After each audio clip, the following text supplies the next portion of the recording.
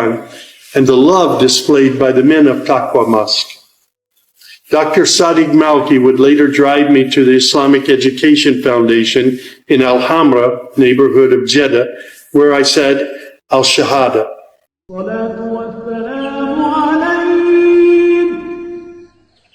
Hi, my name is Samuel Shropshire.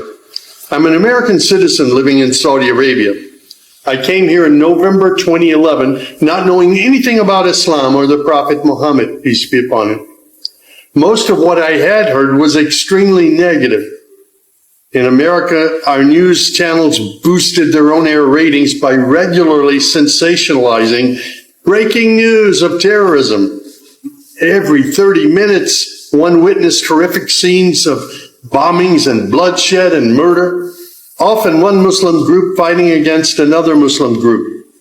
As killings and beheadings took place, there were always the shouts of Allahu Akbar, Allahu Akbar, God is great. I was invited here to Saudi Arabia by Safi Kaskas to work on what was known as the Q Project. Dr. Kaskas wanted to produce a new, easy-to-read American translation for the next generation of young Americans. Since I could not read or speak Arabic, I wasn't doing any translation work. I was simply invited here to check the English to make certain that this new interpretation of the Quran was easily understood. My work, of course, required that I read the Quran over and over again. Well, as you can imagine, having no knowledge of Islam, I had hundreds and hundreds of questions. I was shocked as I read to find that Jesus, peace be upon him, was often mentioned in the Quran. Jesus was presented as one of the greatest prophets. And even the story of the virgin birth was mentioned there.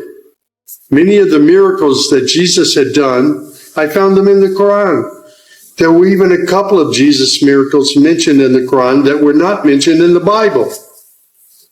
Evenings were mostly spent alone in a bedroom that had been set up for me in Dr. Safi's office.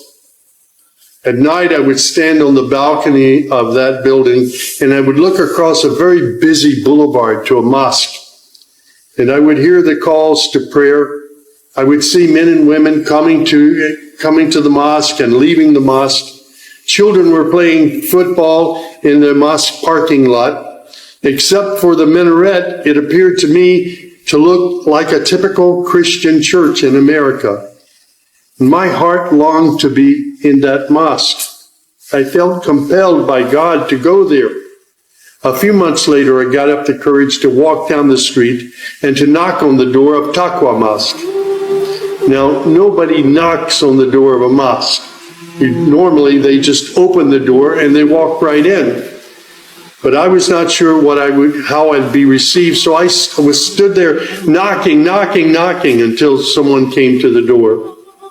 That person simply said, "May I help you?" I said, "My name is Samuel. I'm a Christian from the United States. Is it okay if I come inside?" And that man, Shafiq Zubair, who was the caller to prayer, he reached out and he hugged me and he said, "Of course, come in." I sat in the back of the mosque during prayer times for 3 days. I didn't understand what was going on. I saw men standing, bowing, putting their heads to the floor as the imam led them in prayer. I had little knowledge about what was happening, but I felt God's presence in that mosque. And the men of Taqwa Mosque were so friendly to me. After 3 days, I asked Shafiq if he could teach me the first surah of the Quran, Al-Fatiha. This was a necessary element in praying the 5 daily prayers. I was memorizing sounds, but I didn't know what the sounds meant. So I started comparing them with an English translation I had, and I realized that there was nothing in Al-Fatiha that was inconsistent with Christian teaching. There I read the encouraging words that God was the most merciful, the distributor of mercy and forgiveness. My heart was being strangely touched by the words of the Quran and the love displayed by the men of Taqwa Mosque. Dr. Sadiq Malki would later drive me to the Islamic Education Foundation in Al-Hamra, neighborhood of Jeddah, where I said, Al-Shahada. According to Islam, we're all equal. There's none above another. There are scholars, but their role is educational. As for the relationship with God, it's personal, it's direct. The faith itself is simple and clear. It's summed up in just 6 points. There is one true God who is unlike any other being. He is neither born, nor does he give birth. He has neither spouse nor offspring. Nothing is comparable to him. He's all-powerful. He knows everything perfectly. He is the most merciful. Secondly, a belief in angels, who are indeed the servants of God. They obey God's bidding and they do whatever they're commanded to do.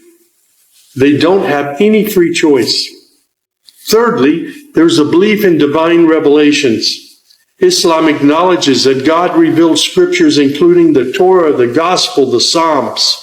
However, down through the ages, many of these divine revelations had become distorted and somewhat corrupt. The Quran, which also contains God's revelations, is intact. It hasn't changed from the very beginning. The Quran, which also contains God's revelations, is still intact in its original form. Fourthly, there's a belief that in all earlier prophets and God's messengers, not just Muhammad, they believe in Abraham and Isaac and Moses and Jesus and hundreds of other prophets. They believe that the prophets were the best of mankind. Muslims believe in the last day.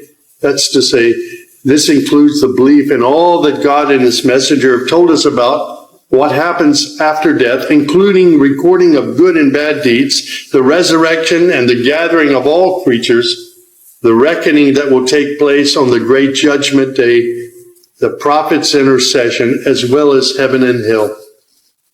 Man's ultimate aim will be to save himself on that day. Muslims believe in the divine destiny of predestination. Whatever God wills is certain to take place, and what he has not willed will never take place. This present life is a test for man, and man should endeavor to pass this test. These tenets of faith appeared to me entirely consistent with human nature. And then I asked, how can one become a Muslim? My search showed me that one needs to fulfill 5 specific duties, which are called the pillars of Islam. These are: first, a declaration to believe and to say verbally, I witness that there is no other deity other than God, and that Muhammad, along with all the other prophets, is God's messenger. Prayer is an important part of a Muslim's life. Muslims seek to maintain the 5 daily prayers. These are spread out over the day and night. Thirdly, there's the zakat. 2.5% of one's property is an obligatory charity, provided that one owns more than a certain threshold and holds it for a year. Then there's fasting. Fasting is an important part of the Muslim's life. Muslims fast throughout the month of Ramadan.